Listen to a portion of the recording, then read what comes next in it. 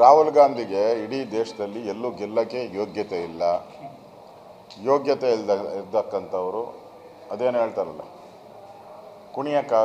ಆಗದೇ ಇದ್ದವರು ನೆಲ ಡೊಂಕು ಅಂದ್ರಂತೆ. ಕುಣಿಯಕ್ಕಾಗದೇ ಇರೋರು ನೆಲ ಡೊಂಕು ಅಂದ್ರಂತೆ. ಆ ಪರಿಸ್ಥಿತಿ ಇವತ್ತು ಕಾಂಗ್ರೆಸ್ ಪಾರ್ಟಿದು. ಇಷ್ಟು ವರ್ಷ ಈಗ ಎಲೆಕ್ಟ್ರಾನಿಕ್ ವೋಟಿಂಗ್ ಮಿಷಿನ್ ತಂದಿದ್ದು ಯಾರಪ್ಪ? ನಾವಾ ತಂದಿದ್ದು? ಕಾಂಗ್ರೆಸ್ ಅವರೇ ತಂದಿದ್ದು. ಈಗ ಎಲೆಕ್ಟ್ರಾನಿಕ್ ವೋಟಿಂಗ್ ಮಿಷಿನ್ನೇ ಸರಿ ಇಲ್ಲ ಅಂತ ಹೇಳ್ತಾರೆ.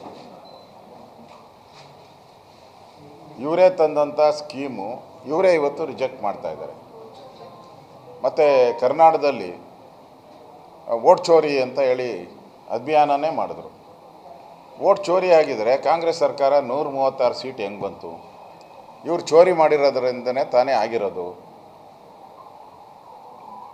ಕೋಲಾರದ ಮಾಲೂರಲ್ಲಿ ಈಗಾಗಲೇ ಕೋರ್ಟು ಚೀಮಾರಿ ಹಾಕಿದೆ ಇವ್ರಿಗೆ. ವೋಟ್ ಚೋರಿ ಮಾಡಿರೋದಕ್ಕೆ ಕೋಲಾರದಲ್ಲಿ ಇವ್ರು ಚೀಮಾರಿ ಹಾಕಿದ್ದಾರೆ. ಅಲ್ಲಿ ಗೆದ್ದಿರೋಂಥ ಕಾಂಗ್ರೆಸ್ ಶಾಸಕ ವೋಟ್ ಚೋರಿ ಮಾಡಿ ಗೆದ್ದಿದ್ದಾರೆ ಅಂತ ರೀಕೌಂಟಿಂಗ್ ಮಾಡಿದ್ದಾರೆ. ಇದೆಲ್ಲ ಯಾರ್ದು? ಕಾಂಗ್ರೆಸ್ ಅವ್ರಿಗೆ ಒಂಥರ ಭ್ರಮನಿರಸನ ಆಗಿದೆ. ಎಲ್ಲ ಕಡೆ ಸೋಲು ಬಂದಿರೋದ್ರಿಂದ ಅಡ್ವಾನ್ಸ್ ಆಗಿ ಎಲ್ಲ ಕಡೆ ಹೇಳ್ಬಿಡೋದು ವೋಟ್ ಚೋರಿ ಆಗಿದೆ, ಅದಕ್ಕೋಸ್ಕರ ಸೋತ್ರಿ ಅಂತ. ಈ ಪರಿಪಾಠ ಕಾಂಗ್ರೆಸ್ಸನ್ನು ಚಾಳಿ ಔಟಿದೆ. ಅದು ಆ ಚಾಳಿ ಮನಮಂದಿಗೆಲ್ಲ ಬಂದ್ಬಿಟ್ಟಿದೆ ಅಷ್ಟೇ.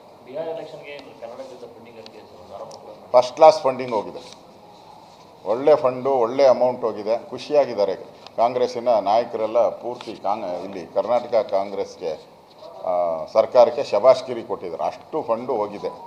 ಅದ್ರ ಜೊತೆಗೆ ಟನಲ್ ರೋಡ್ ಬೇರೆ ಮಾಡ್ತಾ ಇದ್ದಾರೆ. ಅದರದ್ದು ಬೇರೆ ಇನ್ನೂ ಫಂಡು ಬಾಕಿ ಇದೆ ಕೊಡೋಕ್ಕೆ ಡೆಲ್ಲಿಗೆ. ಈಗಾಗಲೇ ಕರ್ನಾಟಕದಲ್ಲಿ 60% ಕಮಿಷನ್ ಹೊಡಿತಾ ಇದ್ದಾರೆ ಅಂತ ಕಾಂಟ್ರಾಕ್ಟರ್ಗಳೇ ಇವಾಗ ಕಂಪ್ಲೇಂಟ್ ಕೊಟ್ಟಿದ್ದಾರೆ. ದುಡ್ಡು ಹೊಡೆಯೋದು ಗ್ಯಾರಂಟಿ, ತೊಗೊಂಡೋಗಿ ಕೊಡ್ತಾ ಇರೋದು ಗ್ಯಾರಂಟಿ. ಇದು ಸರ್ಕಾರ ಇವಾಗ 5 ಗ್ಯಾರಂಟಿ ಮಾಡಿದೆಯಲ್ಲ, ಈ ದುಡ್ಡು ಹೊಡೆಯೋದು 6ನೇ ಗ್ಯಾರಂಟಿ, ತೊಗೊಂಡೋಗಿ ಕೊಡೋದು 6ನೇ ಗ್ಯಾರಂಟಿ. ಇವತ್ತು ಏಕಾಏಕಿ ಅದೇನೋ ಹೇಳ್ತಾರಲ್ಲ, ಸಾಲ ಮಾಡಿ ತುಪ್ಪ ತಿನ್ನೋನು. ಈಗ ಸಾಲ ಮಾಡಿನೂ ತುಪ್ಪ ತಿನ್ನೋಕ್ಕಾಗಲ್ಲ, ಆ ಸ್ಥಿತಿಗೆ ತಂದುಬಿಟ್ಟಿದ್ದಾರೆ. ಏಕಾಏಕಿ 60 ರೂಪಾಯಿ, 90 ರೂಪಾಯಿ, ಏಕಾಏಕಿ 90 ರೂಪಾಯಿ ಜಾಸ್ತಿ ಮಾಡಿದ್ದಾರೆ. ಅದೊಂದು ಬಿಟ್ಟಿದ್ರು. ಹಾಲಾಯಿತು, ಆಲ್ಕೋಹಾಲ್ ಆಯಿತು, ಮಜ್ಜಿಗೆ ಆಯಿತು, ಮೊಸರಾಯಿತು, ತುಪ್ಪ ಮಿಸ್ ಆಗೋಗ್ಬಿಟ್ಟಿತ್ತು. ಈಗ ತುಪ್ಪದ ಮೇಲೂ ಹಾಕ್ಬಿಟ್ಟಿದ್ದಾರೆ.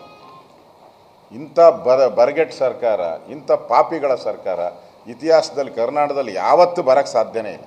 ಒಂಥರ ಪಾಪಿಗಳು.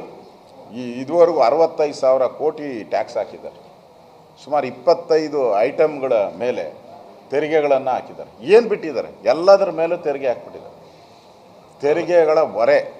ಕಳೆದ ತಿಂಗಳಷ್ಟೇ ಹಾಲ ಮೇಲೆ ಕಡಿಮೆ ಮಾಡಿ ಬೇರೆ ಬೇರೆ ಏನನ್ನೋ ಗೋವಾ ಎಲ್ಲದ್ರ ಮೇಲೆ ಹೇಳಿದರು. ನಾವೇನೋ ಭಾಳ ಏನೋ ಆಶ್ಚರ್ಯ ಇದೆಯಪ್ಪ ಇದು ಅಂದ್ಕೊಂಡ್ವಿ.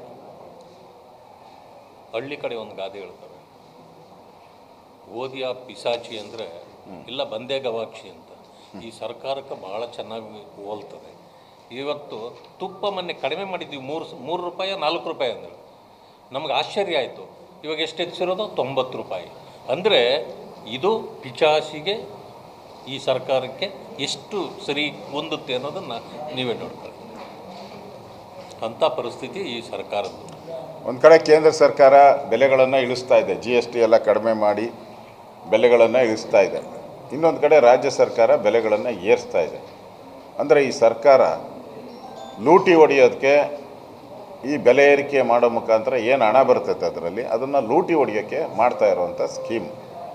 ಅದರಿಂದ ಜನನೂ ಕೂಡ ತೀರ್ಮಾನ ಮಾಡಿದ್ದಾರೆ, ಈ ಸರ್ಕಾರ ತೊಲಗಬೇಕು, ಎಷ್ಟು ಬೇಗ ತೊಲಗ್ತೈತೋ ಅಷ್ಟು ಒಳ್ಳೆಯದು ಅಂತ ಜನನೂ ತೀರ್ಮಾನಕ್ಕೆ ಬಂದ್ಬಿಟ್ಟಂಗಿದ್ದಾರೆ ಅನಿಸುತ್ತೆ.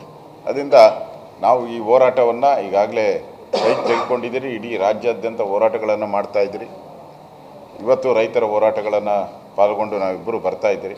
ಒಟ್ಟಲ್ಲಿ ಈ ಸರ್ಕಾರ 2.5 ವರ್ಷದಲ್ಲಿ ಕರ್ನಾಟಕದ ಆರ್ಥಿಕ ಪರಿಸ್ಥಿತಿಯನ್ನು ಅಧೋಗತಿಗೆ ಇಳಿಸಿದಂಥ ಕೀರ್ತಿನೂ ಕೂಡ ಸಿದ್ದರಾಮಯ್ಯನವ್ರಿಗೆ ಬರ್ತದೆ. ಓಕೆ ಸರ್, ನವೆಂಬರ್ ಶುರುವಾಗಿದೆ, ಇವಾಗ ಹೇಳಿಲ್ಲ ನವೆಂಬರ್ ನೋಡಿ. ನಾವು BJP, ನಾನಂತೂ ಒಂದು ವರ್ಷದಿಂದ ಹೇಳ್ತಾ ಇದ್ದೀವಿ ನವೆಂಬರ್ ಕ್ರಾಂತಿ. ಅದಕ್ಕೆ ಅವ್ರು ಚುಡಾಯಿಸ್ತಾ ಇದ್ರು. ಈಗ ಪಕ್ಕ ಆಗಿದೆ, ನವೆಂಬರ್ ಕ್ರಾಂತಿ ಆಗೋದು ಪಕ್ಕ. ಸಿದ್ದರಾಮಯ್ಯ ಮನೆಗೆ ಹೋಗೋದು ಪಕ್ಕ. ಕಾಂಗ್ರೆಸ್ ಅವರು ಯಾರಾಗ್ತಾರೆ ನಮಗಂತೂ ಗೊತ್ತಿಲ್ಲ, ಅವ್ರ ಪಾರ್ಟಿ ಇಂಟರ್ನಲ್ ಮ್ಯಾಟ್ರ್ ಅದು, ನಾವೇನು ಇದು ಮಾಡಲ್ಲ. ಆದರೆ ಕಳೆದ 2 ವರ್ಷದಲ್ಲಿ ಬರೀ ಸಿದ್ದರಾಮಯ್ಯ ಇಳಿತಾರೆ ಎಕ್ತಾರೆ ಅನ್ನೋ ವಿಚಾರದಲ್ಲಿ ರಾಜ್ಯದಲ್ಲಿ ಅಭಿವೃದ್ಧಿ ಕುಂಠಿತ ಆಗಿದೆ. ಯಾವುದೇ ಅಭಿವೃದ್ಧಿ ಆಗ್ತಾಯಿಲ್ಲ. ಇಡೀ ರಾಜ್ಯದಲ್ಲಿ ರಸ್ತೆಗಳೆಲ್ಲ ಹಳ್ಳ ಬಿದ್ದು ಗುಂಡಿ ಬಿದ್ದು ಹಾಳಾಗ್ತಾ ಇದೆ. ಈ ಸರ್ಕಾರಕ್ಕೆ ಜ್ಞಾನನೇ ಇಲ್ಲ ಅದ್ರ ಬಗ್ಗೆ. ಇಲ್ಲಿ ರೈತರ ಆತ್ಮಹತ್ಯೆ ಆಗ್ತಾ ಇದೆ. ನವಂಬರಲ್ಲಿ ಕ್ರಾಂತಿ ಆಗೋದು ಪಕ್ಕ, ಕಾಂಗ್ರೆಸ್ಸಲ್ಲಿ ವಾಂತಿ ಆಗೋದು ಪಕ್ಕ.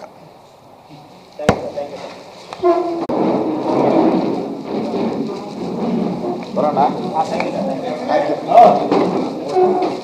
ಹೆಚ್ಚಿನ ವಿಡಿಯೋಗಳಿಗೆ ಪ್ರತಿಧ್ವನಿ ಯೂಟ್ಯೂಬ್ ಚಾನೆಲ್ ಸಬ್ಸ್ಕ್ರೈಬ್ ಮಾಡಿ, ಬೆಲ್ ಐಕಾನ್ ಕ್ಲಿಕ್ ಮಾಡಿ.